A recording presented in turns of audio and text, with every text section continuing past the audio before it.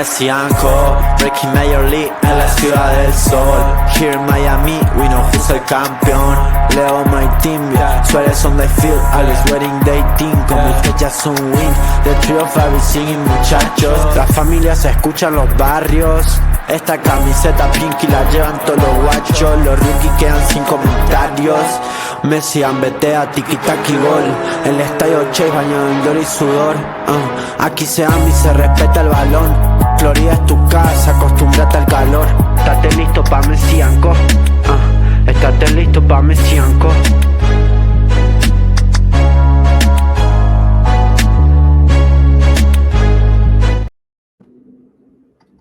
Hello, everybody, and welcome to another episode of Messi and Co. Weekend Update Edition.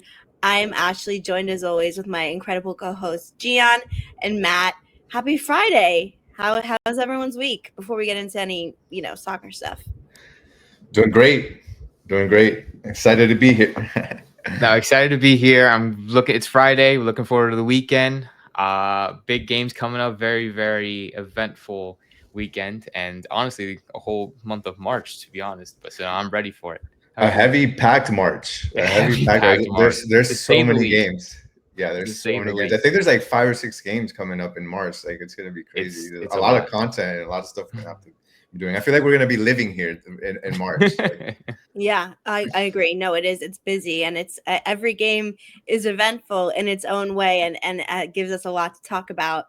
So let's start with what was a game that was night and day from the match prior after that crazy New York City game with the sending off, the injuries, the referee drama. Wow, like that was crazy. And we're like, oh, is this season going to be another one of those? I guess we don't know yet, but what we can say is that Tuesday, Inter Miami soundly beat Kansas City 3-1 with the 4-1 aggregate score, having an absolutely sensational first half. Goals, an absolute golazo from Messi, which we all obviously saw, and that was the highlight. A great goal from Suarez, got Allende on the board. Overall, just a really good performance, and it books us into Champions Cup round 16, which we'll talk about in a little bit. But yeah, boys, I mean, what a performance I think we needed, and a reminder and the confidence for not only the players on the pitch and not only the fans, but I think for Mascherano as well, to be able to see, like, look, he gives him a little confidence, give a little bit of consistency. What are we thinking? That it was a fantastic game, and it was a fantastic result. And just at this point, and I feel like we talked about this before, but it's like this gives us such great motivation, such great confidence to go all the way, because not only the fact that this is an MLS opponent, but it's like we're looking so good right now as a unit, and we have so many good players. And comparing to the dramatic, obviously, like we said, NYCFC game, this was we were just more consistent. Everybody was looking good, and no, it's just something that you want. It's really good. To go out with the 4-1 win on aggregate against Sporting Kansas City, and then now we can look more comfortable and more confident continuing our run in the Champions Cup. 1000%. I think Sporting KC, like, no offense against them, they weren't the most formidable opponent, but at the end of the day, I'm really just looking at what I see on the field coming from this Inter Miami team, and I'm really happy with what I see. I really think that when we look back at last season and how many goals we scored, man, like, we were a goal scoring machine. We might actually score more based on what we're seeing. And I feel like Mascherano has come in and really unlocked this offense and done a lot of really good things that maybe Tata wasn't doing. Maybe Tata was a bit more conservative in his play style. And I really like what I'm seeing. I'm seeing a team that is a lot more dynamic on offense. A team, for example, what he's done with Messi and Messi's positioning, what he's done now with Tadeo Allende up front, along with Suarez, I think is really interesting. Suarez is a guy that's always going to be the focal point on the receiving end of the offense, the guy that you're going to want to put the ball into.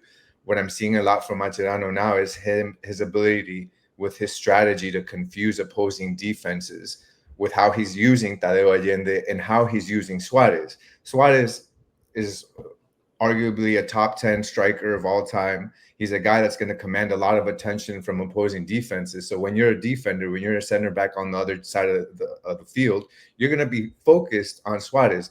What has Mascherano done? He's given Suarez the liberty to play on the left flank, on the right flank. He's actually had Tadeo Allende be the center back. And most of these plays, if you really look at last game and you see, like on that first goal, who's the guy on the left flank with the ball? It's Suarez. Suarez is, you would have thought it was Jordi Alba. No, it was actually Suarez. And who's the guy in the middle waiting for the ball? Okay, it was a goal by Messi, but if you really look who was in the middle of the box waiting for the ball, it's Tadeo Allende. You would expect for that to be Suarez, right? On the other side of that, when the one where Tadeo Allende scores, it's Suarez again not being the center forward. It's Tadeo. So I really love what he's really done. He's allowed Suarez to not necessarily stay in the middle, glide over to the left, glide over to the right. I really think that puts a lot of pressure on the center back, saying, who the heck am I marking? Who's the guy? The other thing I think I've really liked with the new look offense, I would call it, is just how there are just so many more options now for Messi.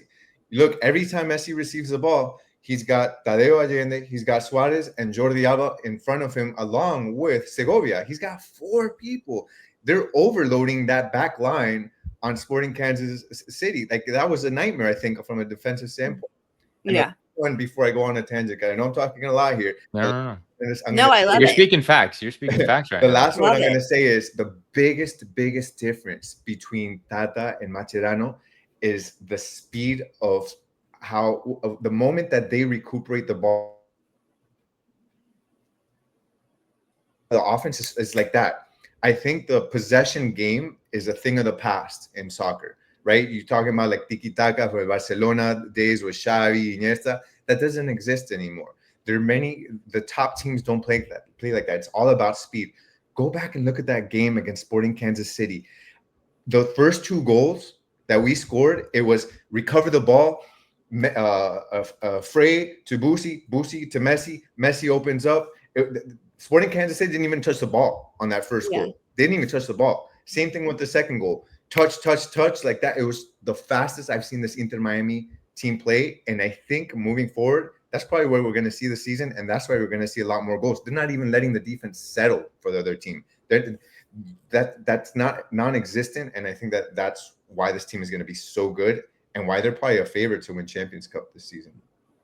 Yeah, I mean, again, a lot of facts there. I think 100% agree that, in the New York City game before the red card, we were saying to each other, wow, Inter Miami's putting a lot of people forward and they're trying to create a lot of disruption for the NYC back line. And I think, if there wasn't the red card, if there wasn't, et cetera, we would have probably seen what we saw Tuesday or trying to build to that.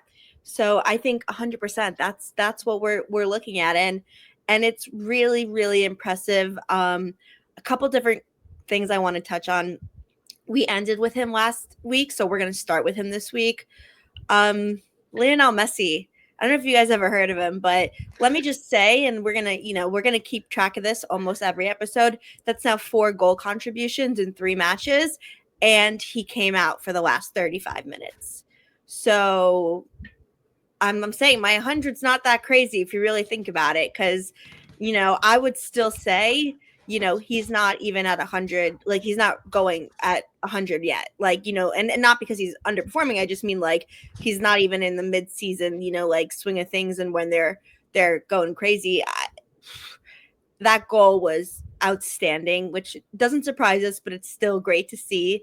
But yeah, his activity, some people were a little worried, he's coming out, earlier than he normally did, but it was just because he got to get some rest, because I would say Mascherano has such right now a steady hold of this team, of how he wants to play, who he wants to play, what he wants it to look like from a defensive standpoint and an offensive standpoint, where he wants his midfielders to be.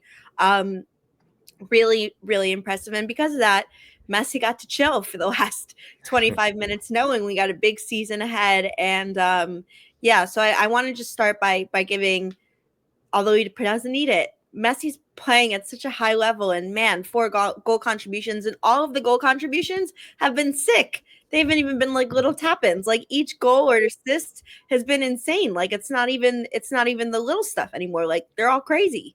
Yeah, and that connection with Suarez that they have. I mean, we talk about so much about that connection that he has with Jordi Alba, but that same connection with Suarez. And remember, I even said it, even though I'm not the only one. Many probably knew the same thing. When Suarez had that ball, you're like, you know where he's gonna place it. Like he's gonna put it. Yeah. He's waiting for Messi. That like he stopped and he literally was just waiting for Messi to get into that position to be able to give him the ball. He and Messi have 100. Exactly 100 career goal contributions between each other, like them connecting. Yeah. Whoever scores or not, 100 career. That type of relationship. I mean, it's incredible to have that on this team. You have Jordi connection with him. Now you also have the Suarez connection. And chemistry is everything. If the team doesn't click, you can have all the best players in the world on a team. But at the end of the day, if they don't click, if they don't have that chemistry, that connection, like you said, that Messi, Suarez, and Jordi and Busi have, it's just not going to work. And we clearly see that game in and game out. And I've never seen Mascherano. Well, I don't want to make too much comparisons between Mascherano and Tata, but the one biggest difference I feel like, besides that's just not strictly tactical, is the fact that Mascherano is so confident in his team, even if it's not with Messi and Suarez on the pitch. He can put his starting 11 out there without them, and he'll still know what to do. He'll still know who's going to go forward. He knows what the game plan is. He knows who's going to track back on defense, and et cetera, et cetera, et cetera. Tata didn't. He just played Messi and Suarez and Jordan, and they were like, okay, guys, figure it out. Let's see what we can put together. But this is the complete opposite, and I'm loving it from day one. I think that any team, it would be hard to. While what you're saying makes sense, I think it would also be hard to follow any team that has Messi on it and trying to build around Messi. I feel like anywhere Messi goes, you're going to try to build your strategy and that around him. But what I will say, one thing about that is we saw that string of games where Messi was missing because of injury in Copa America, and we were wondering how many of those games that they'd be able to win. And I think they ended up winning 9 or 10 games. So I think that to Tata's credit also, I think he did a good job there. But I think Mascherano, because he's coming with that he's been with the U20 teams, and he's got a lot of, I think, trust in these young guys, right? That are coming up, and you can see that. So what you were saying, Matt, you can see that trust that he has in these guys, and he really. He's taking the burden, I think, off of Messi and Suarez, even though they're always going to be the guys that kind of shoulder the team. I think he's kind of taken that off a little bit with some of these signings that he's did, just Segovia, for example, his ability to play make as well. These are guys that okay, maybe Messi doesn't have to do all the work. So. Yeah, agreed. And I mean, it's obviously we're still very early in the season. This is only the third competitive match so far. But I've been really impressed by Mascherano because you're seeing from day one the style he wants and the players that he wants to complete it. And look, he it's not like we're saying, oh, everything's rainbow and daisies and wait until something hard happens. Saturday, everything that could go wrong went wrong in that match. And he kept his head steady the whole time and did what he needed to do. And then for Tuesday, he made the exact changes he wanted to see and put the team out in the style of play. And I mean, from a youngster standpoint, Ian Frey, Segovia, Allende, I mean, excellent performances from all three in this match. And he made a point of talking about it in the press conference that I love when the young players can play at this and I trust them and I know they're going to do it. Obviously, Noah Allen even came in and made a really big impact. Obviously, we know Yannick Bright is going to be in once he gets healthy and is going to get more minutes. But it was really I'm super impressed. And everyone doubted him. Everyone doubted him so far. Yeah, well, he's doing good so far. Do you remember the word I said? I don't know. This was a while ago, so it's okay if nobody does. But the word, it was when we were doing our episode with Scotty Gian, the word that he's use one word to describe Mascherano, what you want to see. I said mature.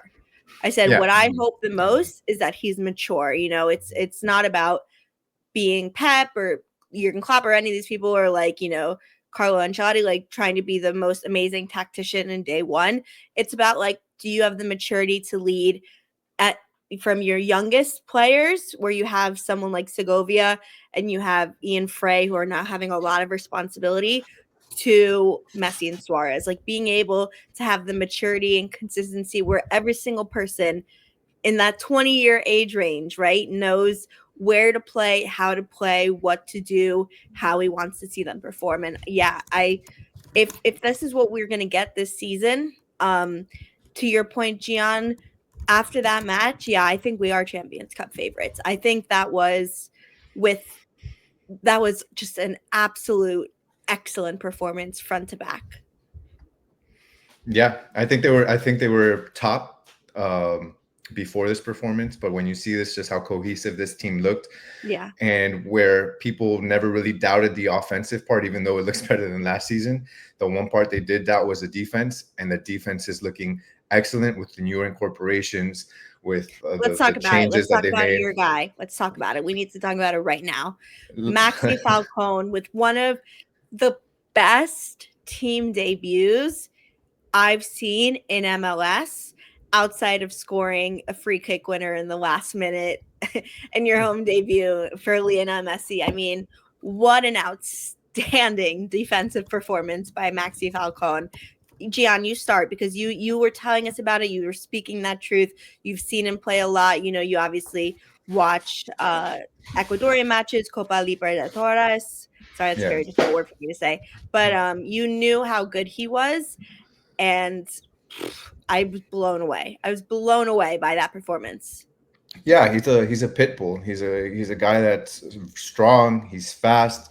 The football IQ is through the roof. He's a guy that Colo Colo is gonna miss dearly. They're actually really pissed that he ended up leaving, because they were depending on him for Libertadores, Sudamericana, all these important tournaments that that they're in, and unfortunately they're not gonna have him. But at least we are, and then I'm happy about that. Like, he did really good. I think that him and Aviles really understood each other, and I think that was important, especially knowing that was Falcon's first start ever, and it looked good.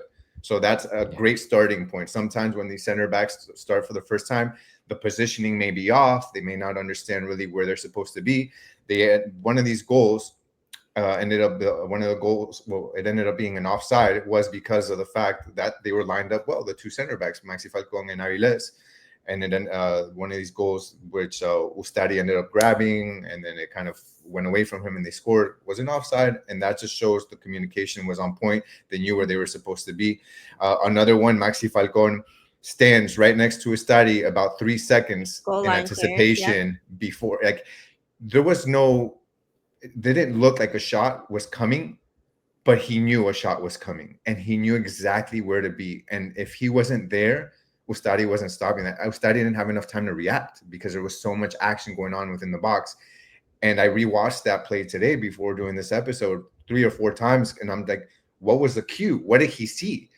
And it's just he knew that the shot was going to be there, and it was amazing. And that's the type of center backs that we need. And I think he's going to do wonders for us. And if Aviles can stay on the pitch too, those two guys, along with Noah Allen, are our best 3 center backs that we have. And one of the things, I know that we've criticized Aviles a lot, but one of the things I really like from him, and I wish that he can maybe work on it more so that he can expand that part of his game, is we don't have, I think since Kamal Miller left, we don't have a center back, and maybe now we do with Maxi, but we'll see, one that can really stretch the game and be able to play out of the back and put passes straight out so that you can skip a whole front line of the opposing defense and get that ball into transition. And Aviles had a nice ball that he ended up putting that I think resulted maybe in the second goal, or maybe the first goal, I can't remember.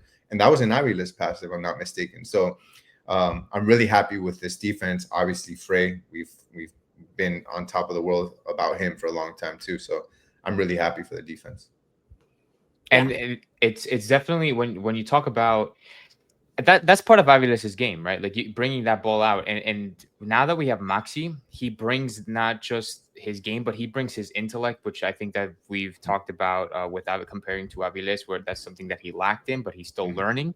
But when you bring in somebody who has experienced this Maxi Falcon, somebody who's been in the roughest of toughest of games in South America and the Copa Libertadores in the Sudamericana, playing with Colo Colo, it's like when he transitions into Inter Miami, it's just seamless, because it's like, yeah, I've been in these situations a million times, and like he knows what to do, and he just has that high IQ with that confidence in his play, which makes him look super super good. And I think when you pair that up with Aviles and Noah Allen, it's like they're only just going to learn so much from Maxi, and it's just going to make our defense like a million times better. That's a great point. Yeah, 100% agree. And I mean, I think we'll see, obviously, most likely Lujan slot in for Aviles for those 3 MLS matches, and I think everything else will stay the same. I think it's unfortunate for Noah Allen, because, man, does he deserve to start? But obviously now, if you're picking your best 4, it is Jordi Alba and it's Maxi Falcon. But Maxi Falcon will need rotation, and so will Jordi Alba. So Noah Allen will still get his playing time and hopefully be able to have some balance. I do, really quickly, before we move on to the next subject, which is about who we're playing in the next round.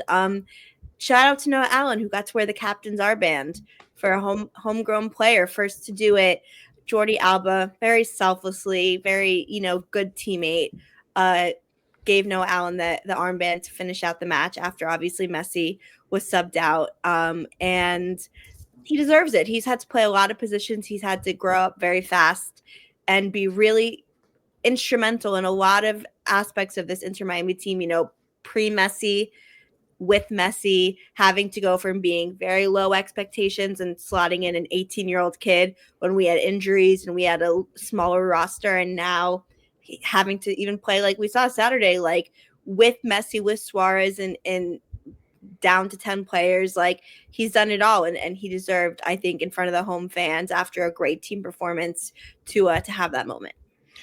And that's props. Look, let's give props to Tata for the Noah Allen that we see today, really. Yeah. Because Noah Allen was at times the 3rd on the pecking order for left back, right? You had Jordi Alba, you had Negri, then it was Noah Allen.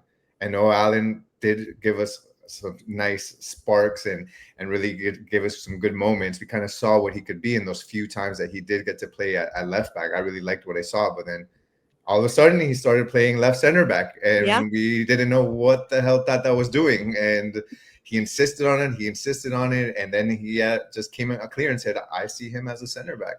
And look what we have now. Now he's our 3rd best center back, and he's wearing the captain's armband. So that's exciting. Such a young age of a guy that's going to hopefully be a big part of Inter Miami moving forward. And I think when you talk about this team and how deep it is, damn, you have 3 starting center backs. Usually you got your 2, and then you've got a guy that can kind of fill in. Or no, you've got 3 starting center backs that at any moment in time, you feel confident with that back line.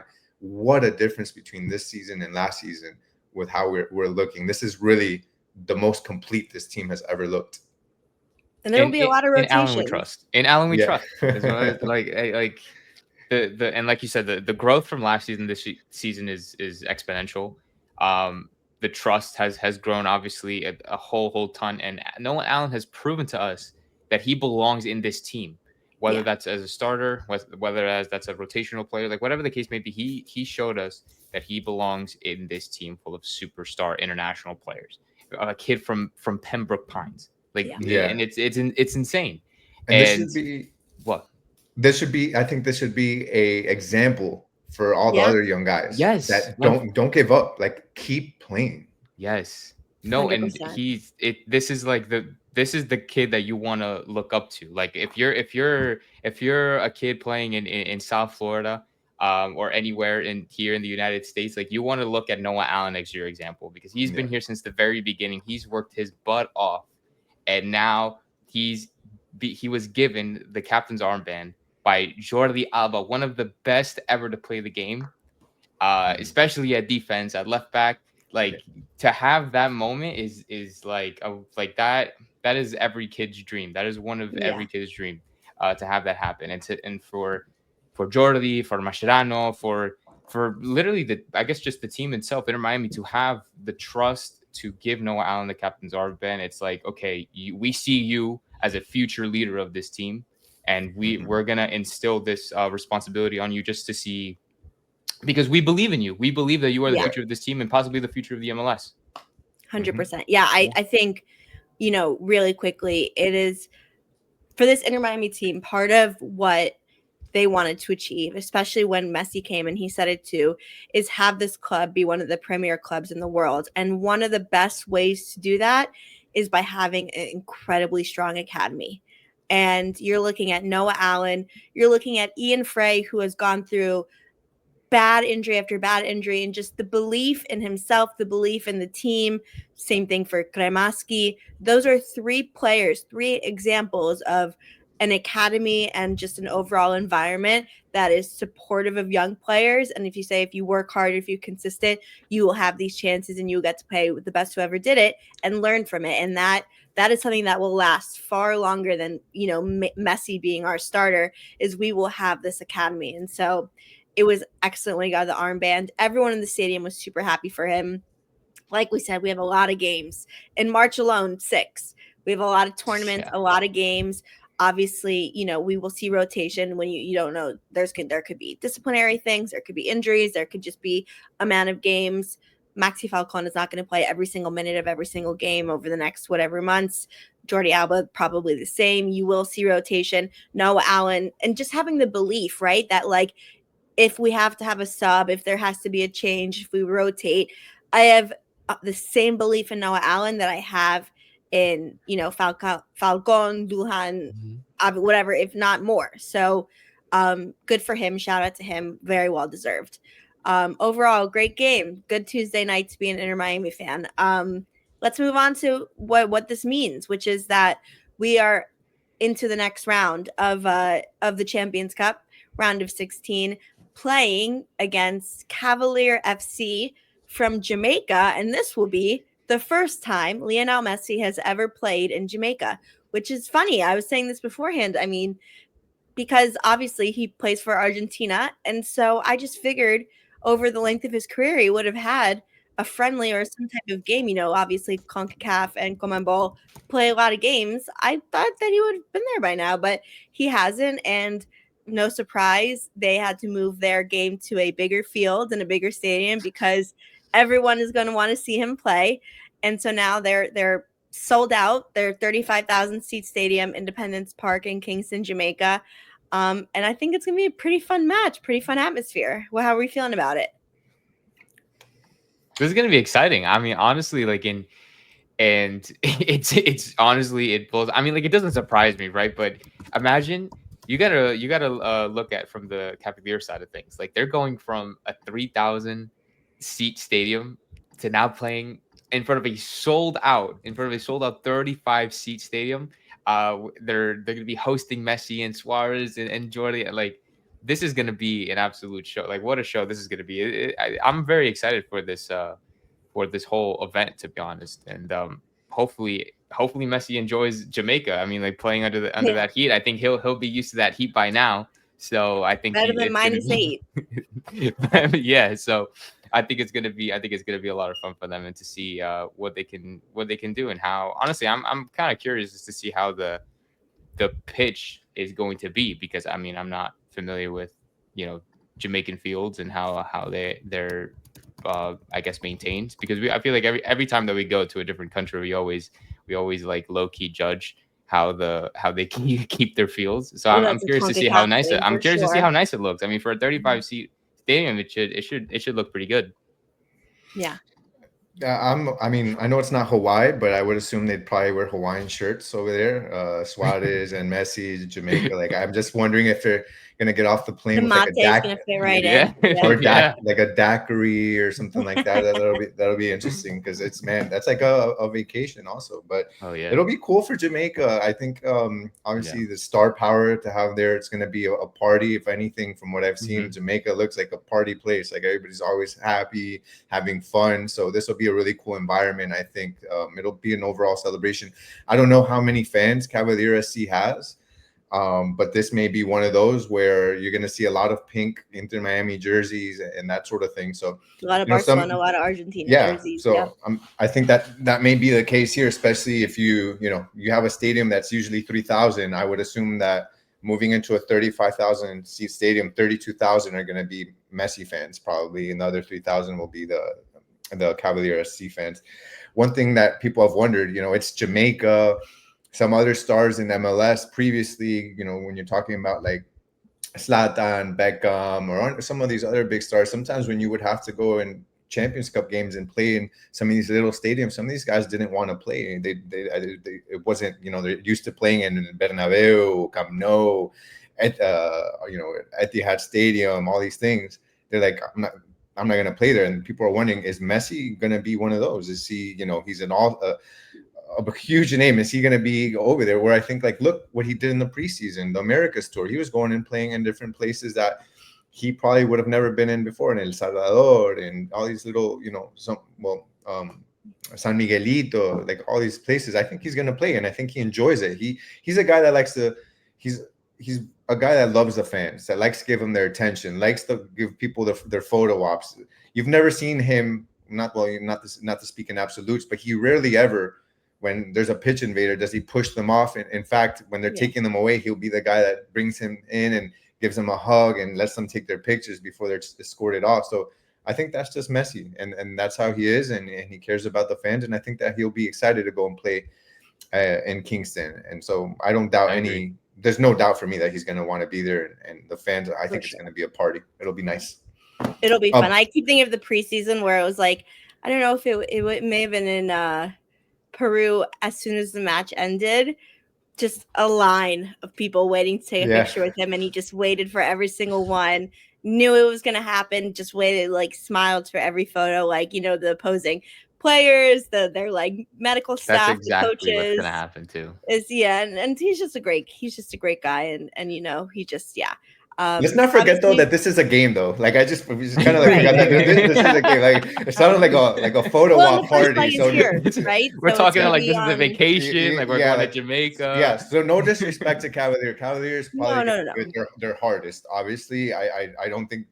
I mean, competitively, they're not even on the same level, I think. But I think anytime that somebody's going to play against Messi, a lot of this, he's probably a hero to a lot of these guys that are going to be playing for Cavalier SC. I think they're going to want to show out in front of their hero, in front of a guy that they've been watching since they were young. And let's just hope it's not along the lines of what that kid from San Miguelito did. Maybe it's a little more tamed and that sort of thing. Right. So I think that'll probably be something that Mascherano will probably watch out for and say, obviously Messi's going to start, but let's kind of look at the game, see how we're doing. Maybe we're up at halftime again. Maybe we're up 3-0. I'll take him on minute 60 and make sure that he's healthy for the next leg here in Miami. I think isn't the leg here first? Don't we have the first match here on March 6th? I think. So it's actually the second game is there. The first game is here. So that'll help dictate. They have the higher seed. I forget how it works, but I think they have the higher seed, so that means they have like the second leg at home. Yeah. Oh yeah, you're right. You're right. So for that one, then they may just take him out at halftime over there in Jamaica.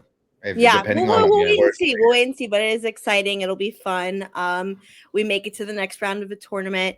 It's again overall a great performance. It'll be exciting to see. But we have another game happening sooner, which is this Sunday against Houston in prime time. And so obviously Friday mornings we see training. And so there was a couple things to note from this training. I'd say probably, on everyone's mind first and foremost, did Messi train after coming out early? It looked fine, and he people obviously always looking for drama or looking for things. We're like, oh, is he hurt? Did he feel something? Whatever. He just came out because they got to rest and he got to chill. He trained as normal this morning, and as we all imagine, will be back Sunday starting. A couple other notable things though. Calendar trained with the group, but still, according to Mascherano, not 100%. Cello and Fafa still out with muscle strains. Will probably take a while. And then Avila's trained separately in my opinion, probably because he's not going to be playing in the next 3 MLS games, and so he is not an option for Sunday, and maybe that's part of it, or maybe he felt a little knock, I don't know, but yeah, I think everything kind of how it's been, right? I think it's important that Messi is training. I think that was the biggest question when he went out early during the game. I think that, anything can scare you when it comes to Messi. He could be scratching the back of his leg because he got bit by a mosquito, and you automatically think that he has a hamstring injury or something like that. So it's normal just to be worried. So I'm glad to see him training on there. Glad to see Calendar training as well. Calendar still not 100%, as you said, but it's good to actually see him there with the team. And I think that, having Ustadi on the pitch right now and the level that he's playing at, and just the confidence that you have in him, really is allowing Drake to take the time that he needs. I think maybe if Ustadi wasn't there, maybe Drake would have come back a little sooner, not being 100, maybe at 90% or at 95%. I think now you kind of have that buffer with Ustadi there, where it's like, take your time, Drake. This is a long season. We're still early in. Zero need to have you rush back. So I think that that's at least good. I hope that obviously Chelo and Fafa come back soon and are available. We've had this conversation. I don't know with Frey there, what that might look like when Chelo comes back from injury. Is it knowing that Frey has been injured, you're going to have Chelo and him kind of take turns and be in there depending on just to kind of ease the workload off of each other. So we'll have to see with that. I was talking with Matt before we started the show, and it was good to see at least Fafa on the treadmill. He had one of those kind of anti-gravity treadmills where it puts a little bit less of a strain on him while he runs, and it kind of holds him up. So that was good to see. He looked like in good spirits. That's always good. Fafa, I think, is a really important addition to here. And then Aviles, just keeping him healthy.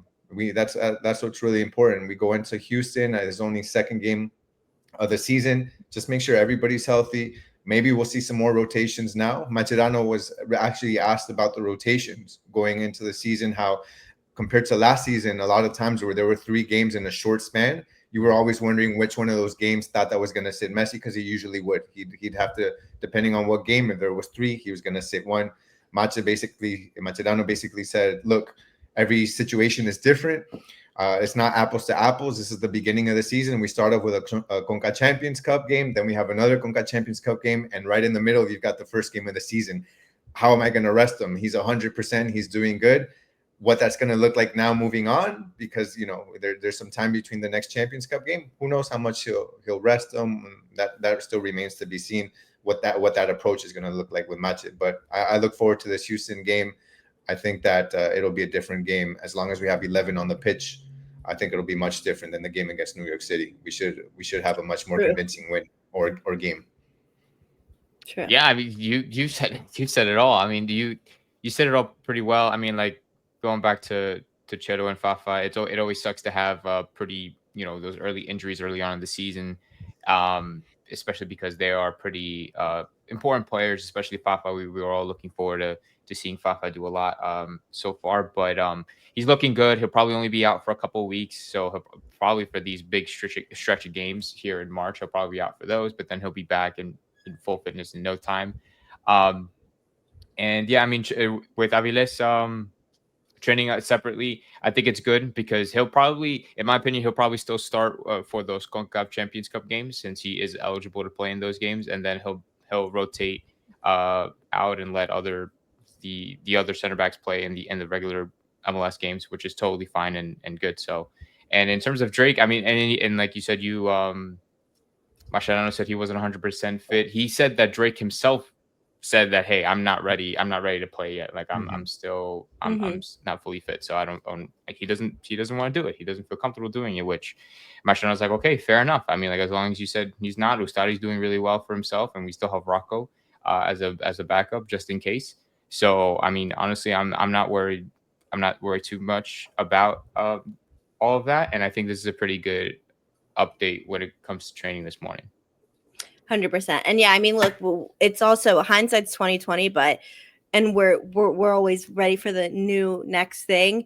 Drake Calendar has played so many matches over the last 2+ years for Inter Miami.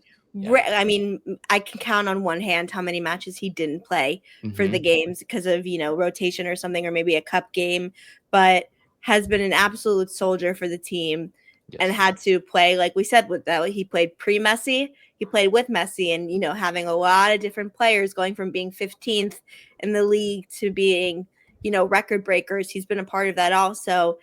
Take his time to heal. He gets to have, I mean, again, he will be playing, but nothing wrong with taking the time for it. And I'm glad, like you said, overall training, kind of the updates we expected. Good to see Messi training as normal because of that.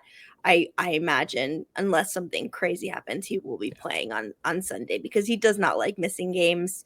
And he knows, the international break is soon for March and he'll be gone. Knowing there's no major tournament for Barcelona this year, Barcelona for Argentina this year.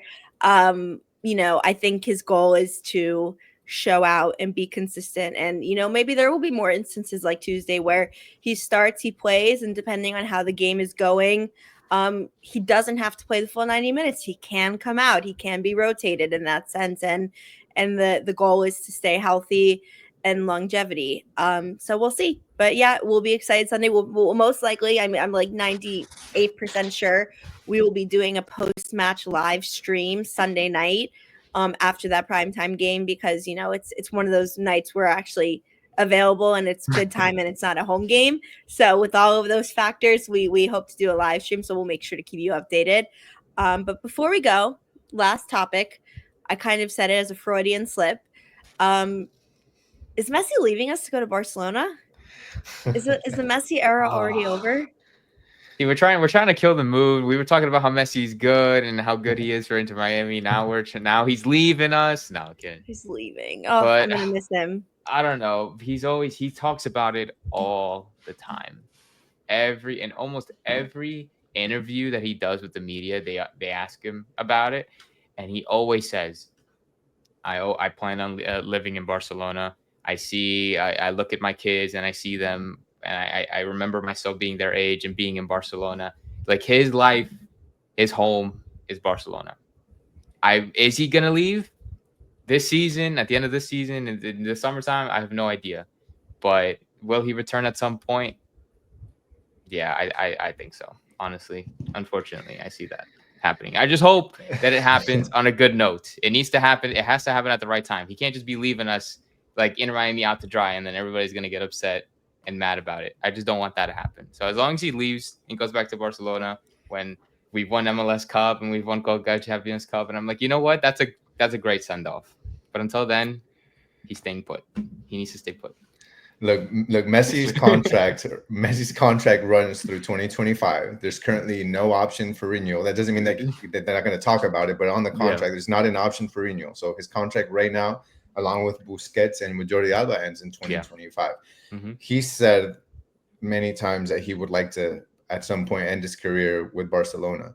The big thing here, and it's interesting because, there's a lot of rumors here, and I think we hear it all the time, even with the things with Neymar and Pogba and anything tied with Inter Miami, there's always going to be rumors. But look, in May 2022, journalist Alex Candal was the guy that broke the story that Messi was going to Inter Miami.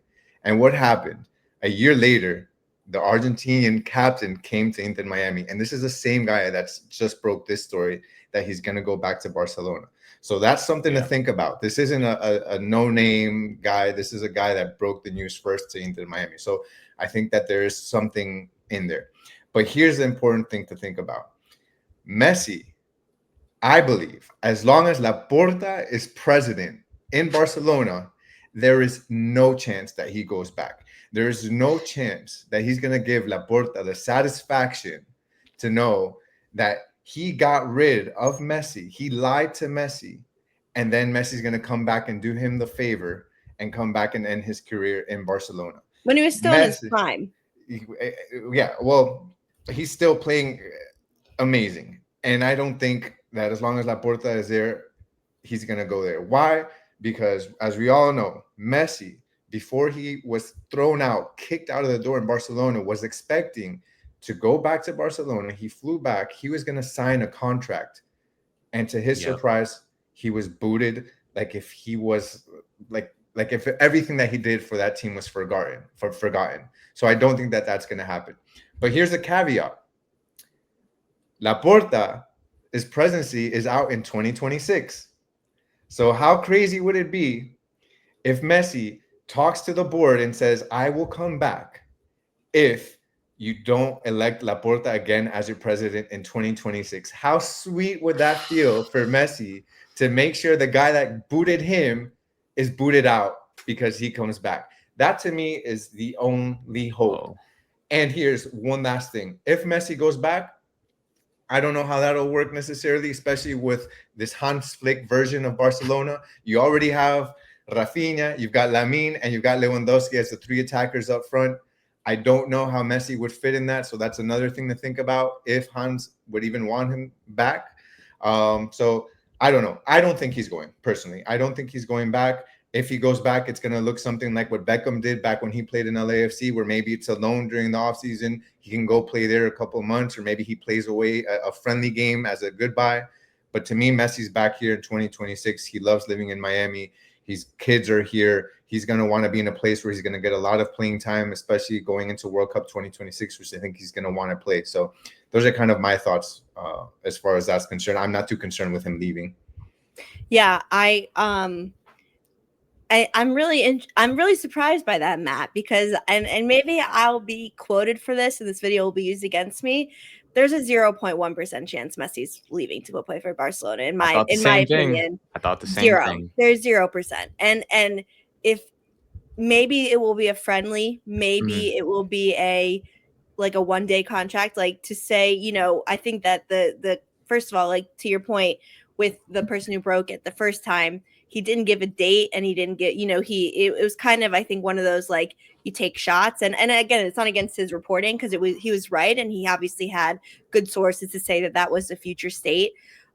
He didn't say when or why or for how long he was coming back to Barcelona. He just says Messi's going to come back to Barcelona. Yeah, I'm sure he's going to retire as a player for Barcelona with a one-day contract. I bet 100%. Maybe he'll go be playing back in the Camp Nou to do a game, whether it's, you know, for Inter Miami as a friendly, whether it's, you know, a tour, whatever the case may be. Yeah. But professionally, he's retiring with Inter Miami. He's going to extend for one more. He's going to extend for at least the 2026 season, play for MLS, play for Inter Miami, going to play in the World Cup. What happens after, if he will play for 2027, I'm not 100% sure. I think it depends on how his body is and how he plays and his level. But if you're asking me if he's going to leave Inter Miami to go play for Barcelona competitively, no, he's not. He's not going to do it. It's not in the cards. Lamine Yamal is their starter there. They have moved on from Messi, whether they should or shouldn't, whether the reasoning, all that's fine. Messi's 37 years old, and he is very much a believer, I think, in ending of chapters. He's a believer in, like, loyalty and all of those things. And Barcelona betrayed him. He's not going back. He's not. And I think that those reports saying it are people just trying to stir. And look, if this is clips used against me in the future, I'll be very sad because I don't want Messi to leave me. And this team, you never know. But I think there is like 0.0001% possibility of that happening.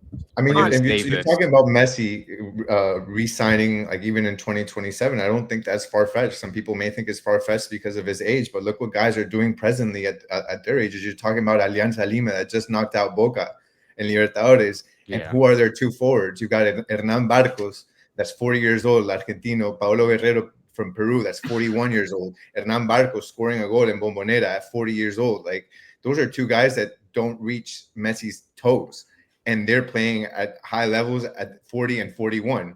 Talk about Messi in 2027 at age 39, whatever it is. Like, I still have plenty of faith, Ash. Like, he's going to be still playing at the top level at 39. He wouldn't be equipped to do it. No, I agree with you is what I'm saying. Like, that's not far-fetched. Like, him playing in 2027 still. He's not playing for Barcelona. He's not. I'm like, he'll play pretty confident. But he will play at least a game, whatever game that looks like, because he wants to end his career playing a game in Barcelona and he said it before, he wants to play in the new Camp Nou. So I think that what that looks like is probably very different than what some may think of him going and spending a full season with Barcelona and leaving Inter Miami. The question was, will Messi go back to Barcelona?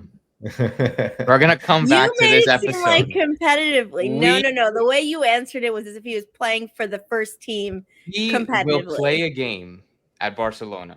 He will play a game with Barcelona. He will play a game at the new Camp Nou. He's going to play a game. What you brought up, Gian, about the whole Laporta thing, I think that's genius. I think that's like probably like the perfect scenario. That's so romantic. It's so poetic. Like the most romantic, him coming back and getting rid of Laporta, that would be insane. Messi's life is literally a movie, and like that would be the perfect way to just like end the movie. If that was it, like, would you be okay? Like at the end of 2026 or the beginning? In 2026, I'm not exactly sure. I know it ends in 2026, but look, even though I love Inter Miami, I just think from a football sense, from a soccer sense, it would be so poetic for Messi to knock Laporta out and end his career there. That would just be like just beautiful. I think I'd be okay, even though it would suck that he's not here with Inter. But I don't think that's happening. Well, we'll see. I mean, you never know. We can come back to this conversation at the end of this year or whatever. I will say I do expect him to be re-signing for the 2026 season very soon for Inter Miami. And then what happens after, I won't know. But in my professional opinion, as a person who's been doing this for a whole 2 years, my professional opinion is that Lionel Messi is not going to be playing competitive first team for Barcelona ever. He's going to have his last moment there. I think it's going to be a one-day contract, and he's going to probably play a game, but it's going to be for Inter Miami. He's going to play at the new Camp Nou, and he's going to get his sign off, and he's going to get his moment saying goodbye to the fans on the pitch. It's going to be as an Inter Miami player. It's not going to be as a Barcelona player. I feel pretty confident in that. You never know. But people being like, Messi's leaving to go to Barcelona. With the contract he signed and the plan for MLS, for Apple TV, for Adidas, for Inter Miami, his ownership in the club, his future, he's not leaving. There's too many things that have already been planned, decided, and agreed upon for him to just like leave and go play for Barcelona. He's not going to. Plus, there's no Publix in Barcelona, so yeah. So enjoy him at Inter Miami while you can, and while we will, because he will be here till next season. Yeah, we will see. We will see. We'll see what happens. Okay. All right. Well, on you guys are trying to bring this down. This team's flying right now. You brought it up. You brought up the topic of Messi leaving. We could have left it at Messi got 4 goals in 3 games. You could have left it at him in the him growing out the hair. We could have left it all at that. We had. Which of my predictions do you think is going to be more likely to happen? That he gets 100 goal contributions in this season, or he's never going to Barcelona? Like, which one do you think I'm going to be right about? The 100 goals in this season, or the 100 goal contributions this season. If he plays, I swear, I think I've said it before. I'm right about both. That's funny. All right. Well, we are going to sign off now, and we will be back, like I said, in 2 days for the post-game coverage of Inter Miami's second MLS match against Houston. That will be Sunday at 7 p.m. Eastern time. Exciting things happening for this club. Exciting games ahead. We have a very busy March where Messi will be an Inter Miami player, so we can start with that. And man, I'm excited. I know we keep saying it, but I think this is going to be a really fun season. So much to see, so much to watch unfold. So for this episode of Messi & Co., I'm Ashley. That is Gian. That is Matt. And we will see you next time.